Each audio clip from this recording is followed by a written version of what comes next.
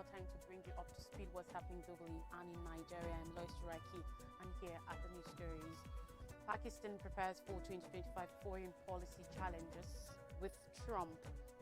Light aircraft crashes at Australia tourist port killed 3. Maduro says U.S. nationals among mercenaries detained in Venezuela. U.S. blocks medical credit reports as Biden's exit nears, and Turkey threatens military action against Syrian Kurds. Stay with me for these and more stories. Pakistan entered a new year in a state of virtual calm after boisterous 30 months marked by volatile politics, a controversial poll, and an economy teetering on the brink of collapse.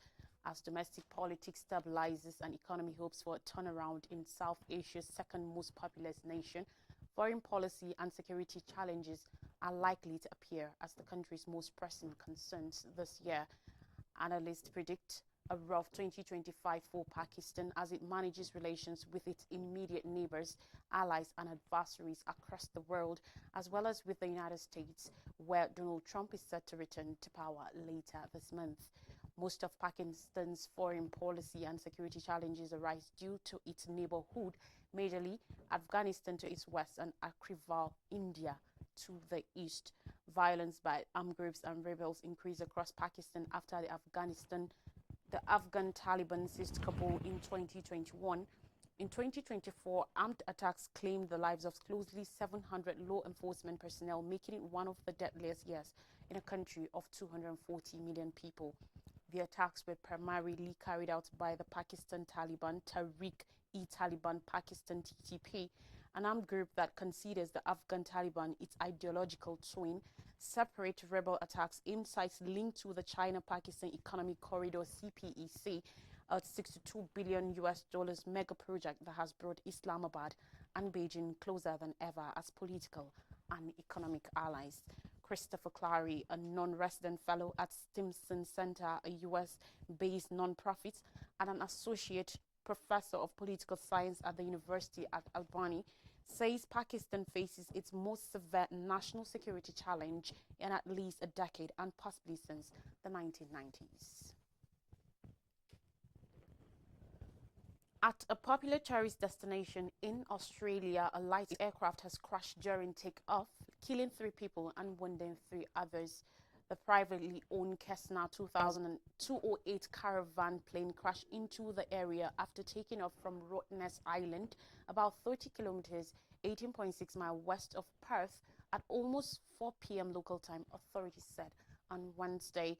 Western Australian Premier Roar Cook said the deceased were a 34-year-old man from Perth, a 65-year-old woman from Switzerland, and a 60-year-old man from Denmark.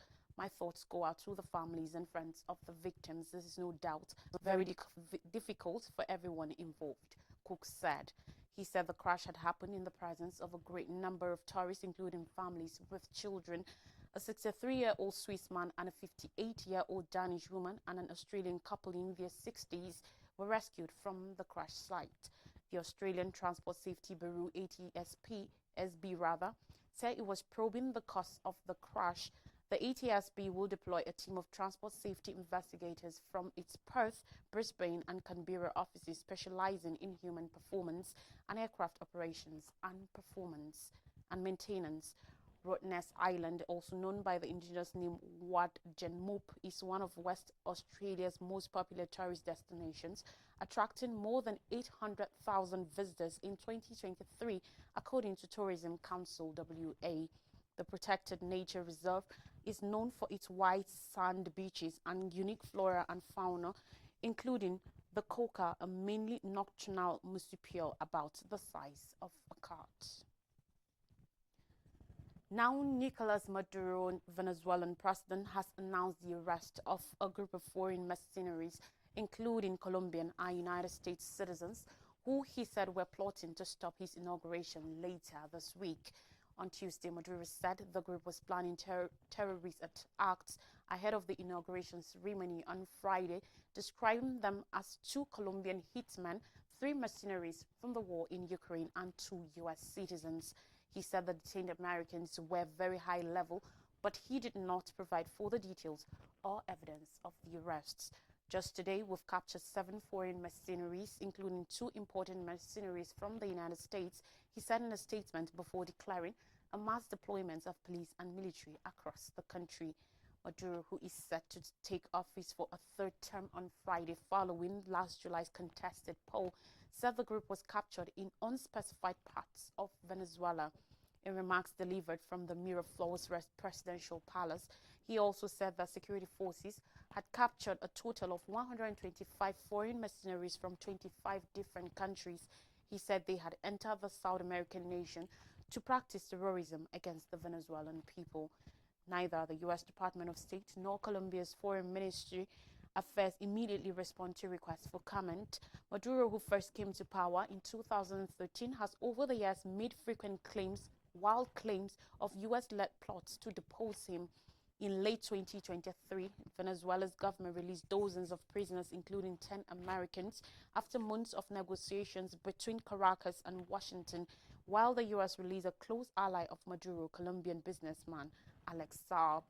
The newest apprehensions came just hours after U.S. President Joe Biden met with exiled Venezuelan opposition candidate Edmundo Gonzalez Urrutia, as well as after reports that Gonzalez Urrutia's son-in-law had been abducted in Caracas. During the meeting, Biden said he backed a peaceful transfer back to democratic rule in Venezuela and warned against further repression inside the country. Meanwhile, the United States consumers will no longer have medical debt appear on their credit reports on the changes that will make it easier for millions of Americans to obtain loans. The Consumer Financial Protection Bureau, SFBP, said on Tuesday that latest rule means that lenders will be stopped from using medical information in their lending decisions. Under the change, a projected $49 billion in medical debt will be struck from the credit reports for over 15 million Americans, the CFPB said, according to report. The Consumer Watchdog said that its research showed that medical debt is a poor predictor of whether a loan will be repaid, that it expects the change to result in the approval of approximately 22,000 additional mortgages every year. People who get sick shouldn't have their financial future upended, CFPB Director Rohit Chopra said in a statement. The CFPB's final rule will close a special carve-out that has allowed debt collectors to abuse the credit reporting system to coerce people into paying medical bills they may not even owe. The rule will help more Americans save money, build wealth, and thrive, U.S. Vice President Kamala Harris said. The decision comes less than 2 weeks before U.S. President Joe Biden is set to hand over control of the White House to U.S. President-elect Donald Trump. It is unclear if the rule, which takes 60 days to come into effect, will survive in its current form under Trump, who has pledged to slash government regulations and roll back much of Biden's agenda. A number of Republicans expressed concerns that the proposed change will weaken the accuracy of credit reports. The Consumer Data Industry Association and other trade groups representing financial institutions opposed the change, while the American Medical Association backed the measure. Following the overthrow of Bashar al-Assad last month, Turkey has threatened to launch a military operation against Kurdish forces in Syria unless they accept Ankara's conditions for a bloodless transition. Foreign Minister Hakan Fidan said, according to report late on Tuesday, that we will do what's necessary if the People's Protection Units fail to meet Ankara's demands. Turkey is seeking to make itself a key player as its southern neighbor stabilizes. Fidan said a military operation could be on the cards, although he added that a new Syrian leadership, which Turkey has voiced support, has the power to battle the YPG on its own. Al-Assad's overthrow by opposition rebel forces last month raised the prospect of Turkey intervening directly against Kurdish forces in Syria, which are accused by Ankara of connections to the Kurdistan Workers' Party, PKK. The PKK has been fighting the Turkish government for decades. Turkey, as well as the United States and the European Union, has long considered it as a terrorist organization. The conflict is projected to have killed over 40,000 people.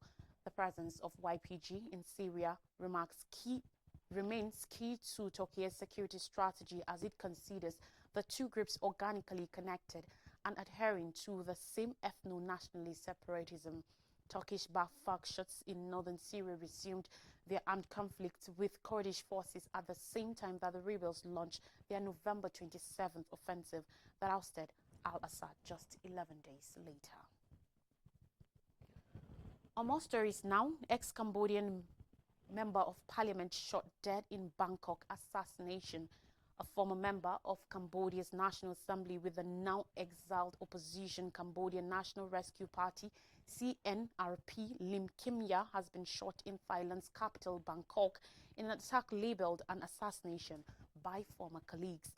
According to reports on Tuesday, 74-year-old Lim Kim Ya was shot dead soon after he arrived in the Thai capital on a bus from Siem Reap, Cambodia, with his French wife and Cambodian uncle.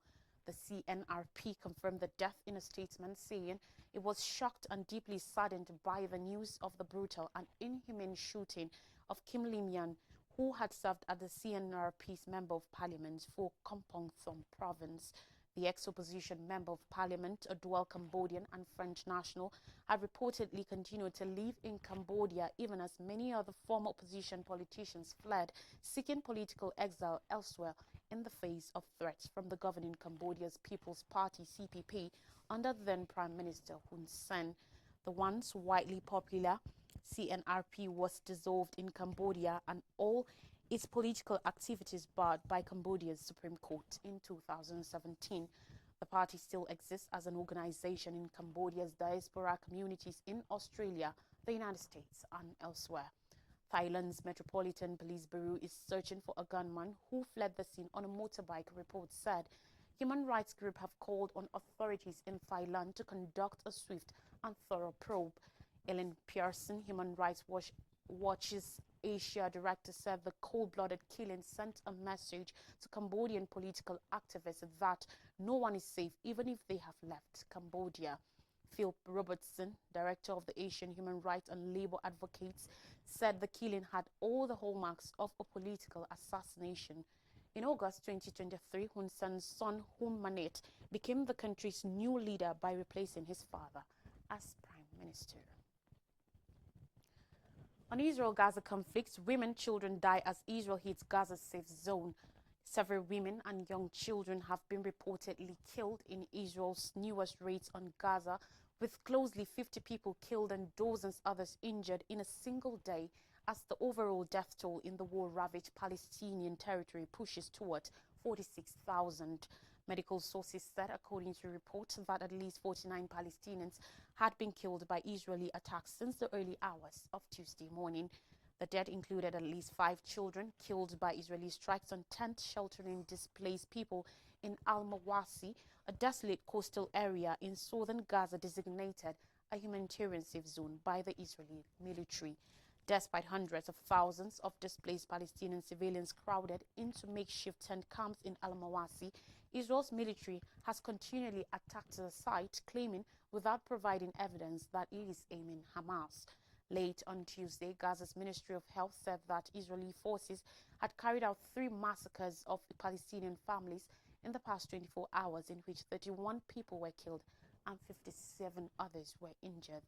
The overall death toll from the Israeli attacks on the territory had now increased to 45,885 people killed and over 109,000 wounded in the 15 months since Israel's war on the enclave started on October 7, 2023.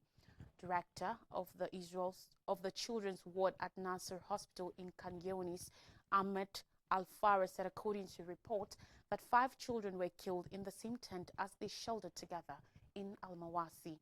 Their bodies were among the 8 children and 5 women brought to the hospital on Tuesday. Israel raids also hit a car and 2 residential houses in the Khan Younis area, the hospital said, adding that 2 of those killed in the attacks were men, while 2 people killed in the vehicle were unidentifiable. Let's take a quick break, and when we come back, I'll bring you more stories. Please don't go anywhere.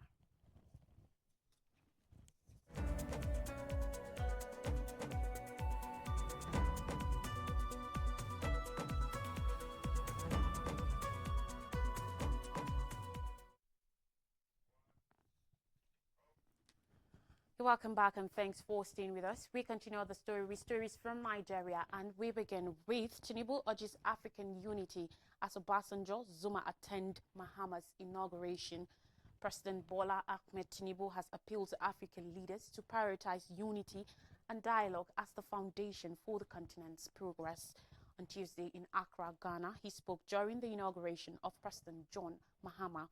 Other notable African figures or leaders that attended the inauguration include, apart from Tinubu, were ex-Nigerian President Olusegun Obasanjo and Goodluck Jonathan, Rwandan President Paul Kagame, and ex-South African President Jacob Zuma. In his speech, Tinubu lauded Ghana's democratic transition as a sign of Africa's potential for collaboration and resilience. Addressing an audience of regional leaders and dignitaries, Tinubu, who is also the chairman, Economic Community of West African States, stressed the significance of solidarity among African nations. He urged leaders to set aside differences and work together for the collective good, underscoring dialogue as the key to resolving disagreements. He praised Ghana's democracy, describing the peaceful transfer of power as a victory for the whole continent. He also emphasized the shared history and bond between Ghana and Nigeria as a model for cooperation in addressing regional challenges. The Nigerian president called on African leaders to confront pressing issues such as poverty, youth unemployment, and insecurity with a unified approach. He urged nations to build on the legacy of visionaries like Ghana's first president, Dr. Kwame Nkrumah, who championed African unity and independence. Tinubu also promised Nigeria's unwavering support for President Mahama, describing him as a leader of vision and dedication. He reaffirmed Nigeria's commitment to boosting ties with Ghana and collaborating to achieve regional stability and development. In his closing remarks, Tinubu stated optimism for Africa's future rooted in shared values and collective action. And finally on the news, on politics, Obi Atiku Labour Party criticized APC in fiery remarks. Ex-vice president and presidential candidate of the People's Democratic Party (PDP) in the 2023 polls, Atiku Abubakar has stated strong disapproval of the remarks by National Publicity Secretary of All Progressives Congress (APC) Felix Morka against Peter Obi, Labour Party's presidential candidate. He said if anyone had crossed the line, as alleged by the APC spokesperson, it was President Bola Tinubu's government. Atiku's statement posted on X platform yesterday came on a day Labour Party LP also raised alarm over what it described as a threat to democracy and freedom of speech in Nigeria. The former vice president, who described Morka's comments as a disturbing indicator of the ruling party's drift towards authoritarianism, said, and I quote, "If anyone has truly crossed the line, it is the Tinubu-led government which seems intent on crushing opposition figures rather than engaging them in meaningful dialogue." He said such rhetoric betrayed a deep disdain for democratic principles and undermined the values of constructive dialogue in a pluralistic society. The PDP stalwart further noted that democracy flourished on the robust exchange of ideas and the freedom of opposition leaders to critique government policies. He also condemned Morka's disparaging characterization of Obi's calls for dialogue, with which the APC spokesperson likened to a lawless Wild West scenario. The former vice president's statement also emphasized concerns about the detention of Mahdi Shehu, a vocal critic of the present administration who had been held without clear justification. Atiku described Shehu's situation as part of a pattern of silencing dissenting voices. Atiku called on the APC to clarify Morka's statement, particularly the veiled threat that Obi must be ready for whatever comes his way. Also reacting to the issue yesterday, Labour Party wrote President Tinubu raising alarm over what it described as threats to democracy and freedom of speech in Nigeria. Marcel Ngogbehe, who serves as the Director General of Labour Party Directorate of Mobilization and Integration, in an open letter addressed to the President, expressed grave concerns over what he termed inflammatory remarks by Morka. He argued that these statements were beyond political rivalry, undermining free speech, constructive criticism, and political pluralism, which are foundational principles of Nigeria's democracy. The letter further cautioned that the rhetoric targeting Peter Obi suggested a dangerous trend toward the suppression of opposition voices. Felix Morka, spokesperson of the All Progressive Congress (APC), however, yesterday denied threatening the life of Peter Obi. In a statement, the APC spokesperson who asked Obi to stop peddling falsehoods said, and I quote, "While everyone has a right to free speech, no one has a right to peddle misinformation or outright falsehood." To refresh your memories, Pakistan prepares for 2025 foreign policy challenges with Donald Trump. Light aircraft crashes at Australia tourist port kill 3. Maduro says U.S. nationals among mercenaries detained in Venezuela. U.S. blocks medical credit reports as Biden's exit nears, and Turkey threatens military action against Syrian Kurds. And that's all on the news. Thanks for watching. Enjoy the rest of your day. I'm Lois Fred.